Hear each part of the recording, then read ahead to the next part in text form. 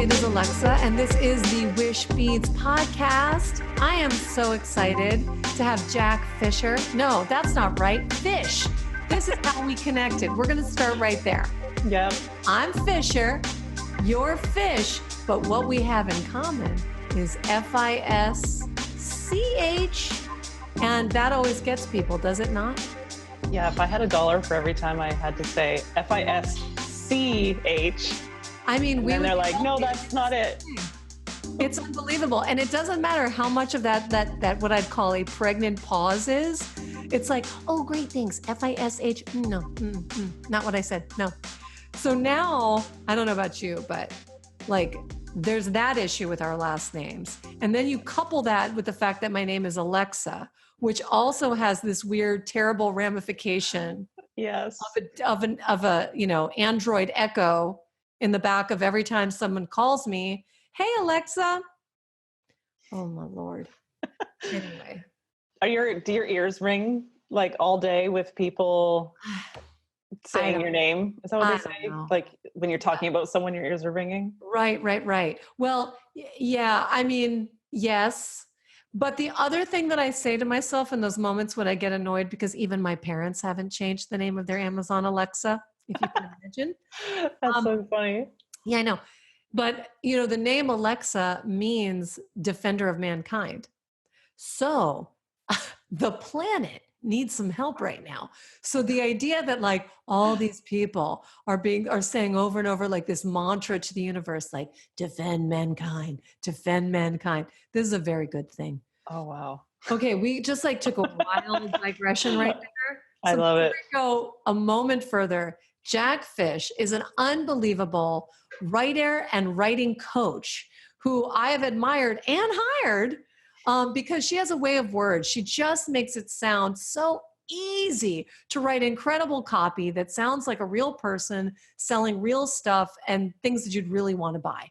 So my friend Erin and someone who's on my team, Erin, introduced me to Jacq. We hit it off. I've used her, but we've also become friends. And I am so honored and touched that she is using Wishbeads with her groups and sharing the love. And just recently, I received an email that was like, hey, my mastermind group, like wishes are coming true. And I was like, wait, don't tell me anymore. Let's do a podcast and I can hear your wish stories because that's what this podcast is all about. So thank you so much for being on the show. Thank you for having me. I'm so excited. Yeah, I love my wish beads. Like I wear them. They're my favorite gift.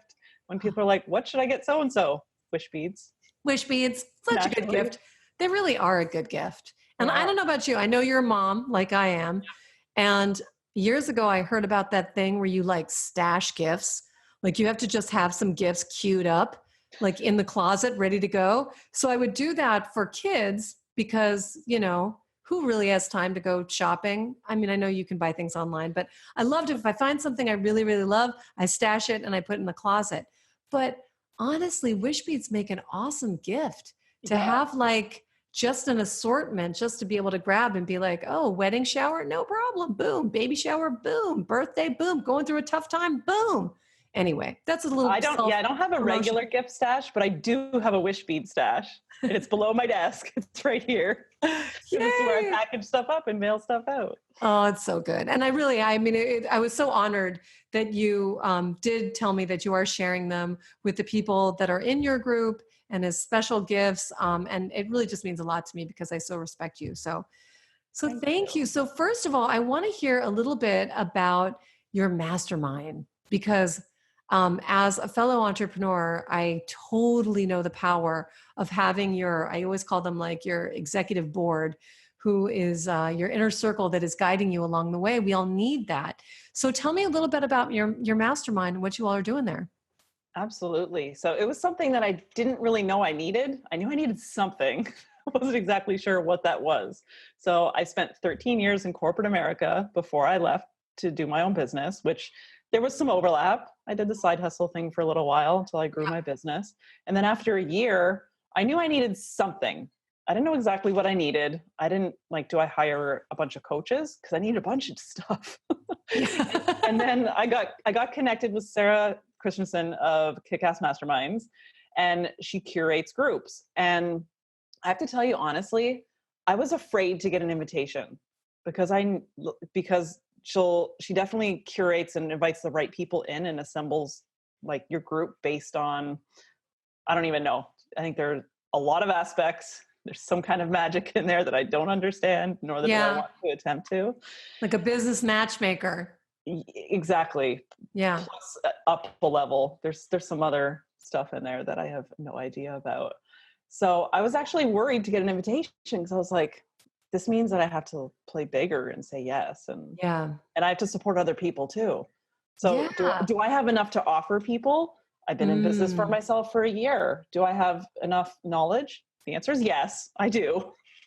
So getting over that limiting self-talk, not supportive. And then I am going into about a year and a half in. So I re-upped for a second year. Great. The ladies that I've been paired with in my group are amazing. We talk all day long. Just before this call, my phone was going off because we were talking about questions. We do monthly hot seats. So we bring like a problem, a brainstorm, or an opportunity, and then we get their brains on our business for a solid like half an hour plus in between. So the amount of messages that come through that were like, I was vacuuming my living room and I thought about this thing you should do for your launch. It just happens. And we're also really great friends. Oh, it's so nice. I mean, I think it's this weird space where you have a wish and it feels a wish, a goal, an intention. Because I do think that this idea of wish and intentions and goals, it's all really one thing. But sometimes it feels so personal because then there's that part of like, well, what if it doesn't come true? But that space, that finding that alliance of people where you can really be honest about like, yeah, I do have this big, incredible wish. And I do want to make it happen. And it does. And you tapped on this really briefly when you were introducing this, where you're like, I actually need a lot of things. And do I need to hire a lot of different coaches? Because as business owners, there's so many different aspects of your business, everything from accounting to marketing to manufacturing to digital space to web design to, everything, that no one person is really awesome at all of that stuff. You need to have a working knowledge of it, but then you need to be able to gain insights from people who really that is their sweet spot, that they understand how it works or it comes easily to them. And so I love this idea that Sarah can curate just this really delicate balance of individuals with complementary skill sets, some kind of cohesion and alignment, but also bring different aspects to the table, I would imagine, so that you can pull from one another and also create that safety net where you can be really honest and accountable. Because it's one thing to have the goal, intention, or wish, but then you have to do stuff. You have to do stuff. Work. You gotta do something. Part of is doing stuff. Yeah. The accountability and showing up. Yeah. Like on those days where you don't feel like doing anything. Yes, sometimes you probably should do nothing. You probably need a break.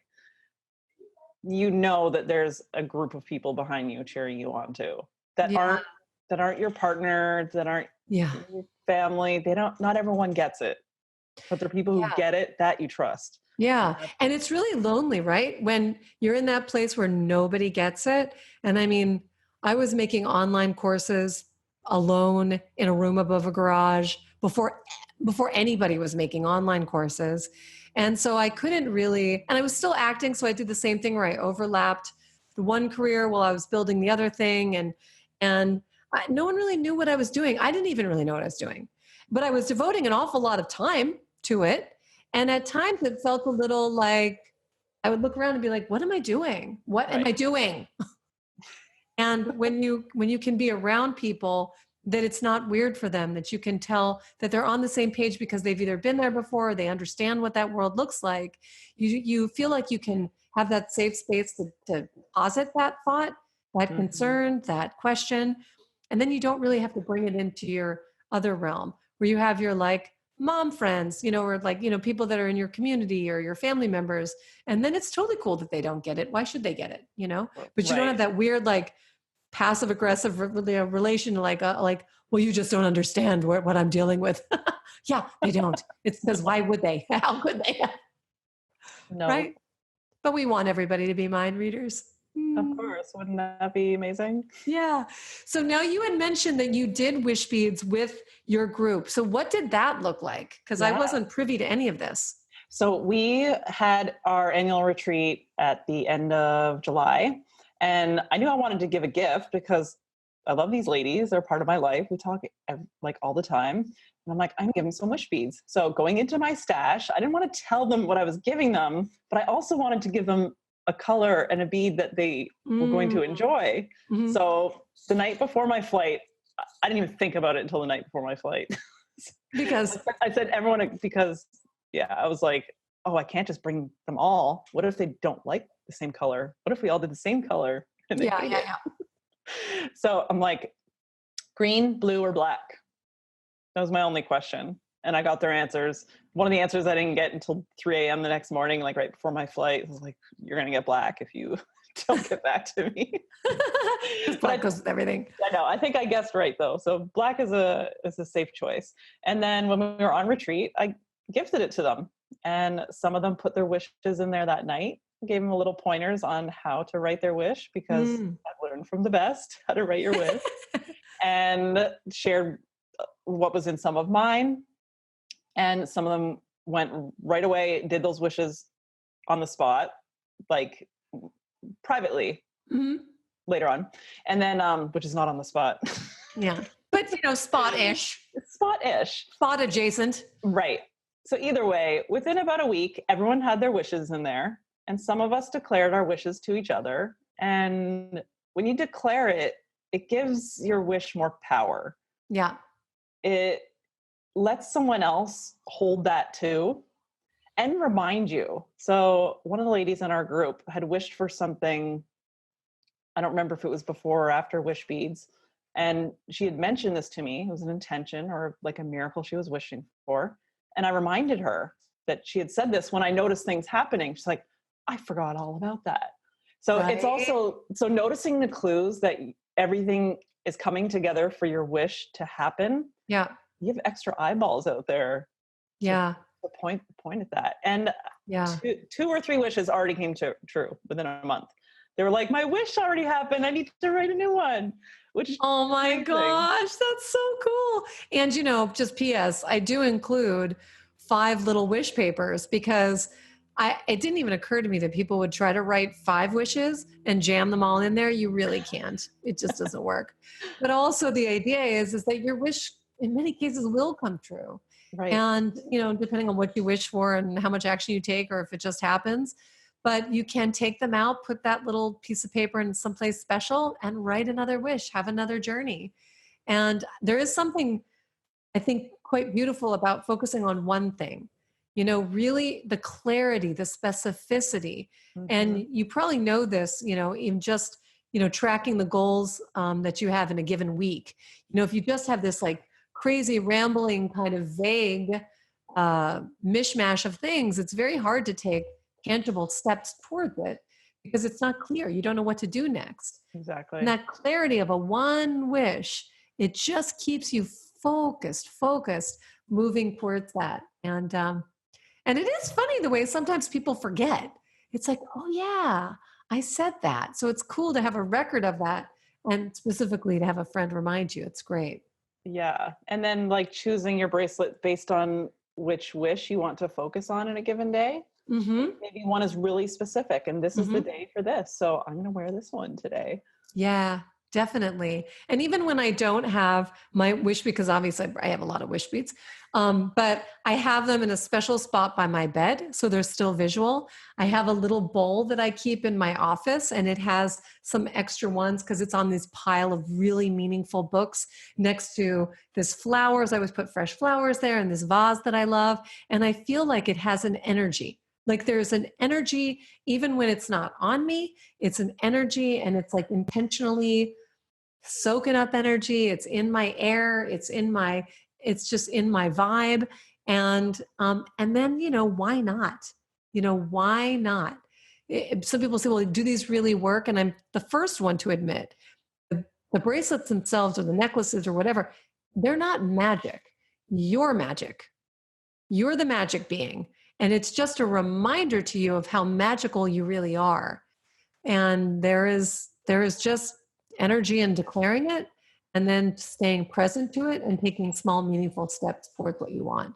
And then voila, there it is. You've created the life you desire. Yes. And please show us a behind the scenes in an upcoming episode of what you do with all your wish beads.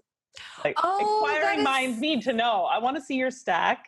I want to see what you. Oh my God, that's such a cute idea. I totally will do that. I will absolutely do that. Please do. Because every day, because I do have quite a few, and I do know people that do love to stack them, is to like, you know, sometimes I pick based on my outfit, you know. Well, and then naturally. Sometimes, you know, and then there's one that I have. So my big, beautiful wish is my 1 million wish event, which I'm going to have over 1 million people wishing at once for peace. And it's in my matte black onyx bracelet. And I tend to, it's funny, I'm not wearing it at this moment, but I tend to wear that every single day. And that's the one where I almost feel like I'm dancing with the universe, because on one level, I have no clue how to pull that off. And on the other level, I just say, hey, universe, so far you've shown me everything. So you might as well, I'll wait and see how you're going to show me how this, you know, magical ride is going to happen, because why not? Why not? Yeah. And I think that's the energy of this, you know, kind of a playful curiosity about what is possible. And I think that the more we as individuals who are out there making our wishes happen, specifically entrepreneurs, I mean, that's genuinely an area of interest for me because it's my life. Mm-hmm. I think that example is really an important one to just show people it's not for everybody. And I'm not suggesting it's for everybody, but it is an example of what is possible with a vision, your talent, and some effort, you know? Yeah, exactly. I want to ask you something on a side note, just moving aside from masterminding for a second, because we're both moms, and I've recently, my kids are 11 and 13 now. How old are your kids? 11 and 8. Right. Okay. I knew it was close. There was some overlap there. But my kids have watched me build my business, actually a few different businesses. So they know straight up that this is what Robert and I are both entrepreneurs. And my son, they're both really into it. My older son in particular, he's asked me if I have extra work that he can do for me that he can be paid for, that he is really into engineering and 3D printing, and he's creating a website. And get this, is the cutest thing ever. I probably shouldn't put this out to the public, but I'm going to. So we built this website about 3D printing and about taking, you can upload your design. I'm going to 3D print it to you and ship it to you. And he put that his business hours, because it's like a thing you can fill out on the website, were from 4 to 7 p.m. Is that not the cutest thing ever? That is the cutest. So cute. I love it. He said, I don't really want them to know that I'm a kid. So I don't know if I should do calls or I should do video calls that are mostly screencasts. And I'm like, oh my God. That is so smart. My so son had a little business going a couple years ago. In our last house, we had chickens, and he looked after the chickens and he sold the eggs. Oh my God. He had a Facebook page, and on the Facebook page, he told daily chicken jokes. They were quite ridiculous and quite amazing. We said sold that house and don't have chickens anymore, but it was a business. And oh my God, that's adorable. $5 a dozen from his hockey coaches and teachers and parents. Adorable. Get a wait list. It was incredible. Oh my God, that's awesome. So I love that, because again, that's that intersection of having an idea, figuring out how to make it happen, using the tools that's available, doing some effort, and then you make money or you figure out independence and raising kids in this environment, or just, sort of modern parenting. There's so many different things to contend with, as is normal with every generation. And I think that there's just, I don't know, I found that it's been a pleasant surprise being able to model, what does this look like? What does it look like to, have the flexibility to work from home, and, the kids are coming in and out, and we're working on video calls, and we're, and instead of it being that sort of classic, like entrepreneurs just work all the time, we do work a lot, but we do it on our terms, which is so fun. Yeah, totally. I don't believe in working a lot. I limit my hours to 20 to 30 hours a week. I track my time, and I track my time because I've noticed if it starts to creep up to 31, 32, I feel it. And that's when I'm starting to feel like the frantic energy. And no, I did this. I quit my corporate job so I could design my life if I wanted, not so that I could work more. I love this. I love this so much. And this fall, put into my calendar ceramics classes, and I'm taking a songwriting workshop, and I have a ukulele that I'm learning to play. And it's true. I clocked in so many hours of a lifestyle of like building my own thing and figuring it out and like, no thanks. Nope. If I can, because I know I can wish for anything, I wish for and making happen, doing less, accomplishing more, like looking at my areas of resistance and improvement. And instead of being annoyed, right, look at them like little clues of the universe and say, okay, great. What am I ready to upgrade? Yeah. What am I ready to learn how to do better? What tools are going to work for me? And that's seemingly served me very well. And all that creativity you're infusing and all those lessons you're taking, it's making you a better human, a better mom, better wife, and a better business owner, which is hard to feel in the moment when you're like, I'm too busy. I don't have time. I don't have time for ceramics and painting. I don't have time for that. Yeah, no, I know, but it's so true. And, you hear these stories, it's such a cliche, but it's not, it's a cliche for a reason. That's why they're called cliches. Which is, you don't know how much time we have. You don't know. And so while we're here, let's enjoy every ounce of it. And that's the hard parts and the good parts and the successes and the setbacks and all of that stuff. And I think that's really exciting. I think it's exciting to move into really the honest conversations about what does living your wish really look like. Mm-hmm. And I love this idea that when we came together just recently, again, about this idea of doing it in groups, you actually asked me the question of like virtual wish circles. And can people do this virtually? And I think the idea for me is like, yeah, you can do them virtually. Wish leaders can do them virtually or as they're retreating, or you can even just get your friends together and do them together. Mm-hmm. And I think that if we don't leave this idea of wishing and just say that it's just for kids, that you just blow up birthday candles and then you never think about it anymore, we're at a place where I think we've come a little bit further. Yeah, I agree. Maybe one day they'll start studying the quantum physics of wishing. And then, it'll be, I don't know, something else. But for right now, it can be a curious jaunt of awakening and discovery for people to try it and see, what shows up after you make your wish. Yeah. I haven't asked you about you. How is your journey coming along? With my wishes? Yeah. They are great. So I love your idea of saving them, which is what I didn't do. What I was thinking. I really want to create now a visual space where every wish that happens is there. Yeah. A reminder of like, yes, when I do this, I do the work. Yeah. I go about my business. This is what happens on the other side. Yeah. That. I started, so a couple things with wishes. I started a notebook that's all my wishes too, because I don't think there are enough bracelets in the world. Yeah.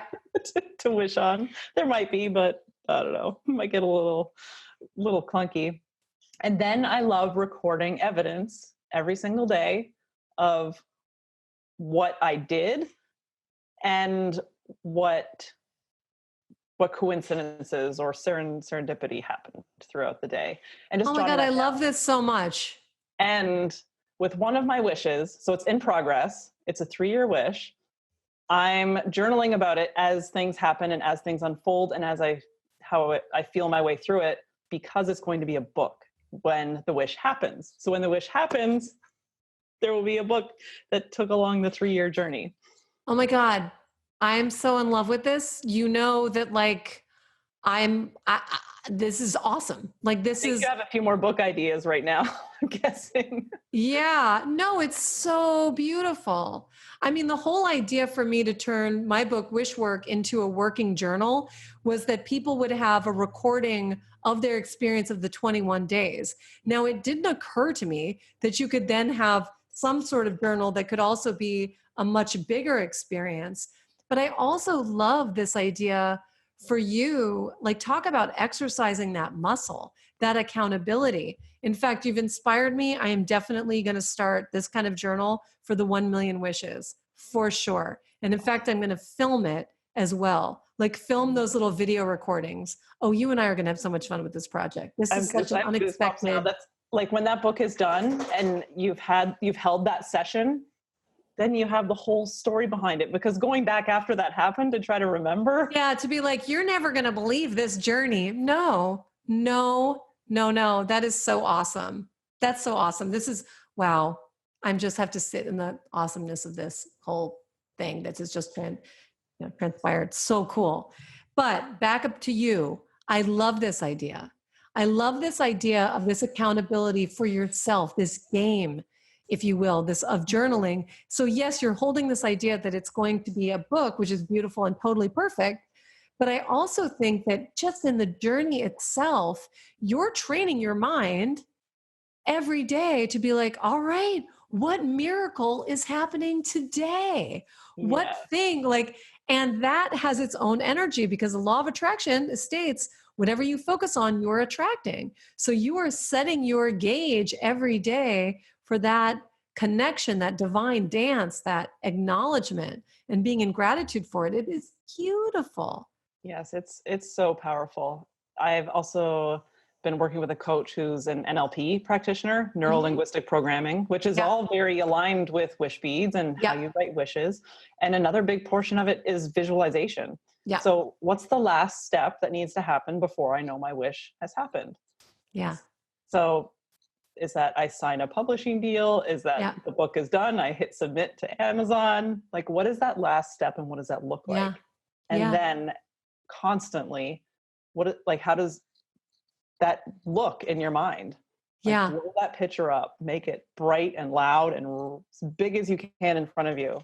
Like Yeah. before you fall asleep, it's like taking a bath in it all day Yeah, long. totally. And it's like infusing your senses, your being, the energy of that, and just like taking a shower of that imagining.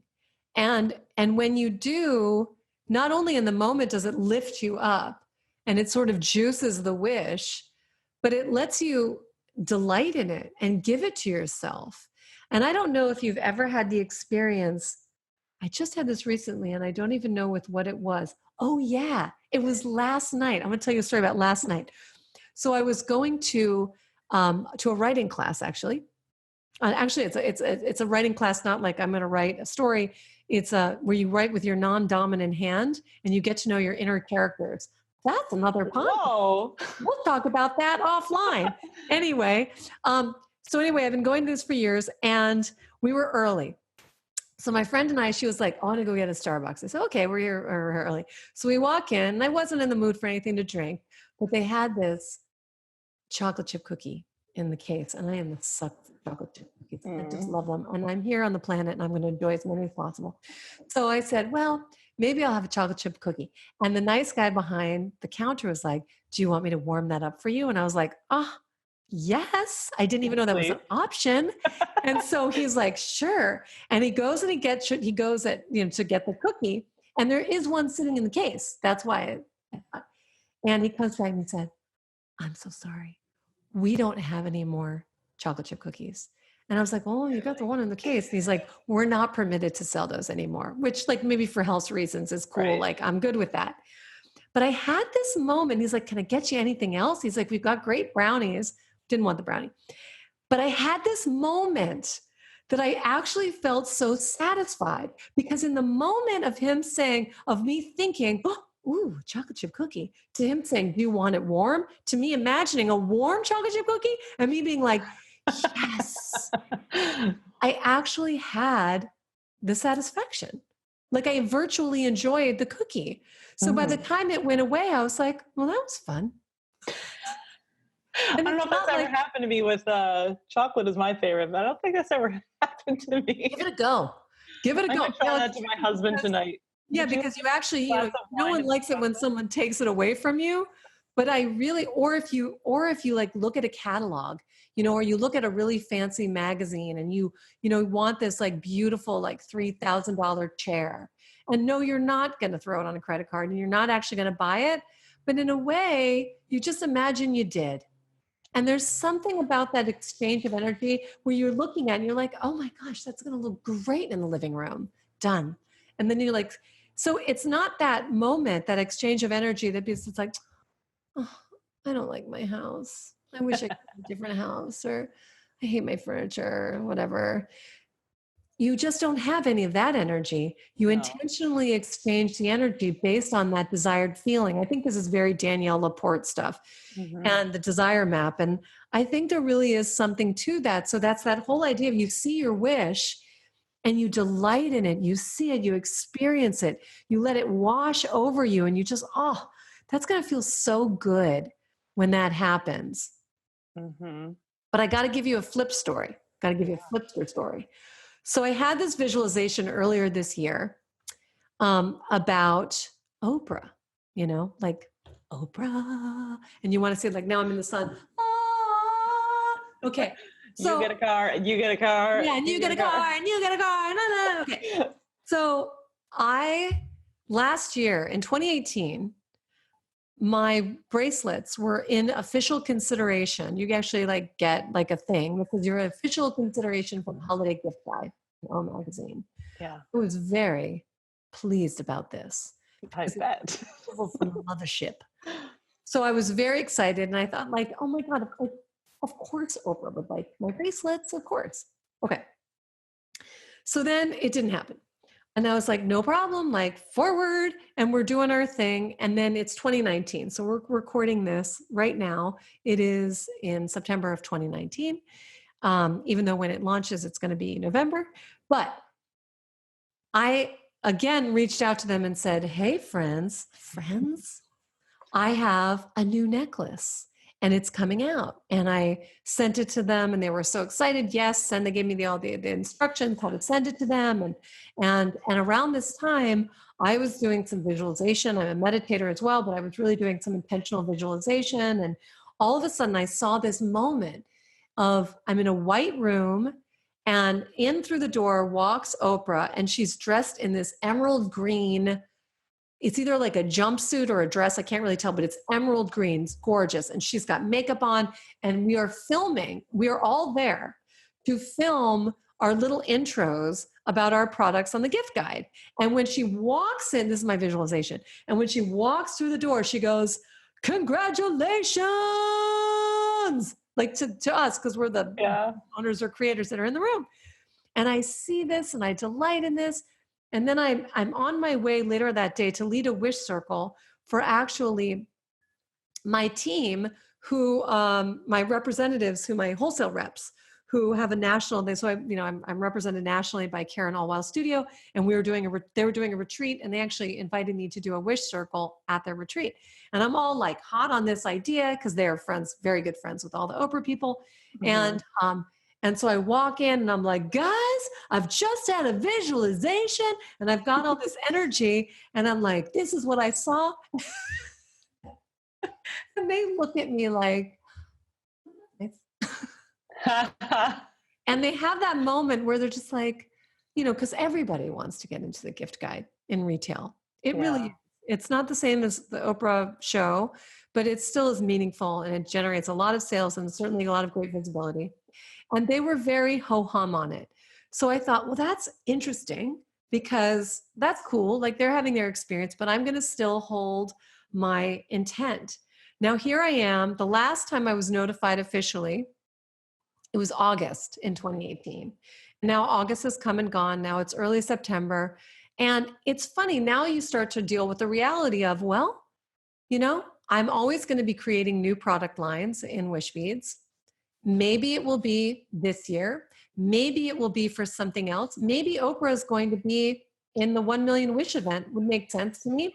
Maybe Right. I'm going to do something else. But what I know for sure, as Oprah would say, this I know for sure, is that that moment fills me with love.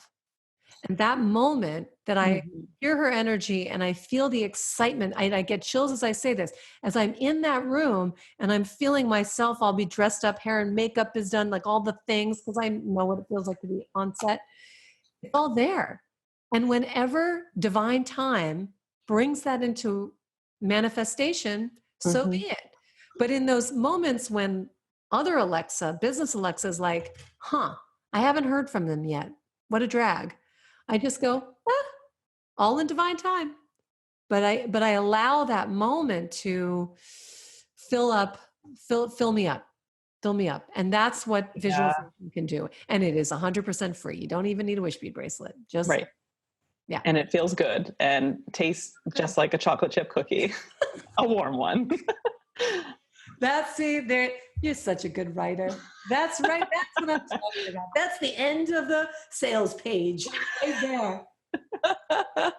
No calories. It's one big cookie. It's just one big cookie. Yeah. And it's gluten-free and dairy-free. And exactly. It's been blessed. And yes, it's all good. It's all good. I'll eat all kinds of chocolate chip cookies.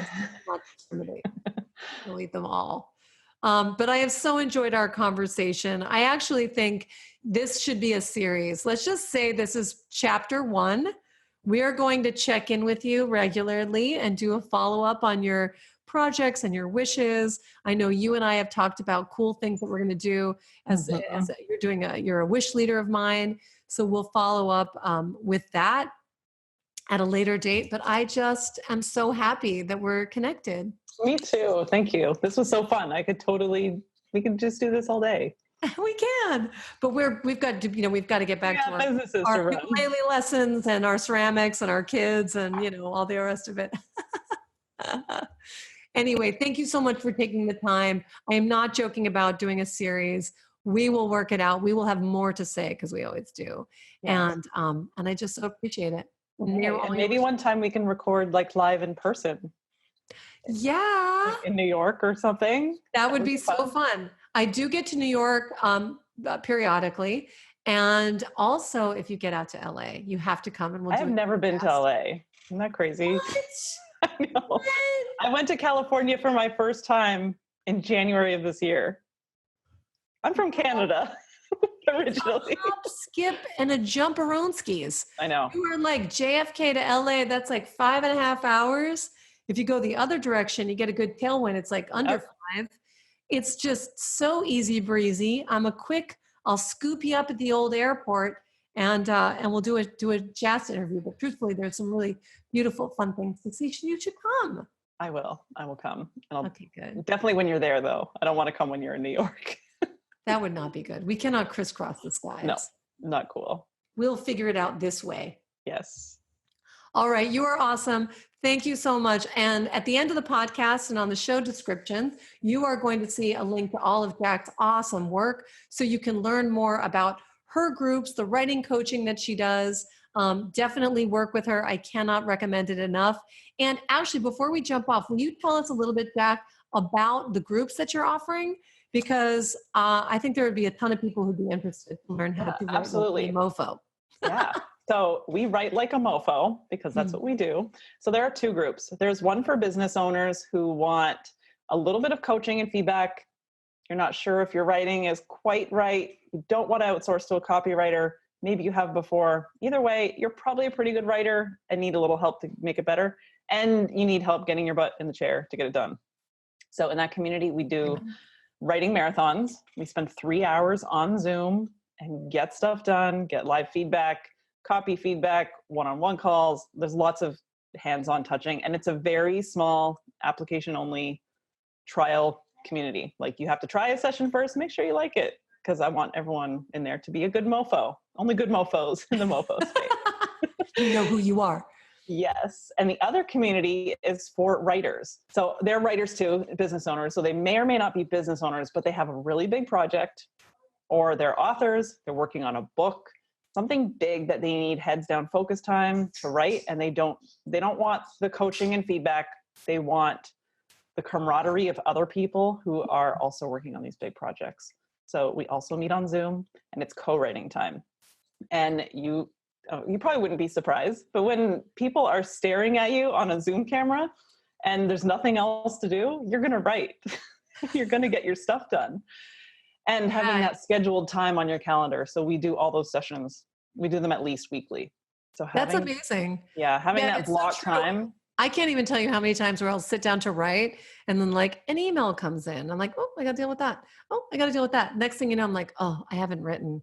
Because definitely I'm a talker by heart, as you well know. And so writing feels like a little bit of a, I don't want to put the word chore, but it's in the chore-ish category. Yeah. Just because it just is exercising a muscle that I don't exercise enough. Ironically, I did write and publish a book, but even still, it was really like you had to sit down and do it. And I couldn't do it all at once. It was just little small bits. Mm-hmm. And I could see how just having that FaceTime accountability would be huge, huge. Well, you are welcome to come write like a mofo and try out a session if you just want to say hi and write with us. Yay. I perhaps will take you up on that. I'll send you the dates. That's awesome. Well, I will put links and all of that. So if anyone is interested, they can check it out really easily. And that's it. We are done for our podcast episode, but wow, what a treat. And I'm pretty sure that this went on a lot longer than my normal ones because it was just too juicy. We talked about major stuff, some good things. So this will be a really fun one for the archives. Yes. Thank you so much for having me. This was so fun. Yay. All right. Awesome. Until next time, until part 2. Yes.